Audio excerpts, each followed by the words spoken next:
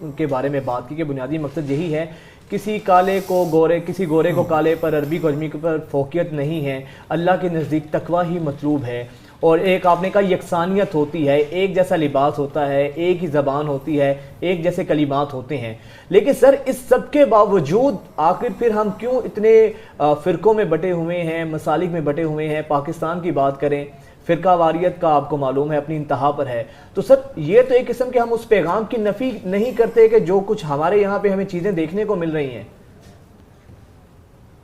ये बिल्कुल बात दुरुस्त है। देखें ना, हज पर अब जो लोग गए हैं तो सारे तौहीद के तिराने जो है वो गा रहे हैं और तौहीद को जो है वो कलमात को, तकबीरात को जो है वो बुलंद कर रहे हैं, तलबिया कह रहे हैं। फरकाबाजी से खत्म करने के लिए ये हज है।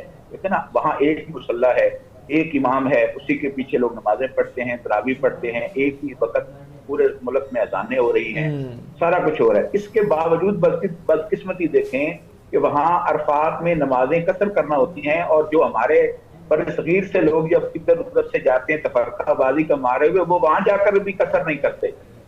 आप अंदाजा करेंगे तफरकाबाजी का ये इतना असर है और जहर इतना हमारे अंदर इंकलकेट कर गया है कि वो वहां कसर पढ़ने का हुक्म है। नबी सल्लल्लाहु अलैहि वसल्लम ने जोर और असर की नमाजें जमा की है और ये लोग वहां जाकर कसर भी नहीं करते और इस इमाम के पीछे भी नमाज नहीं पढ़ते। तो इस तफरकाबाजी से बचाने के लिए भी ये सारा कुछ किया गया था। हमारे अंदर तफरकाबाजी की वजह सबसे बड़ी ये है कि हम कुरान और सुन्नत को नहीं जो है वो फॉलो कर रहे होते।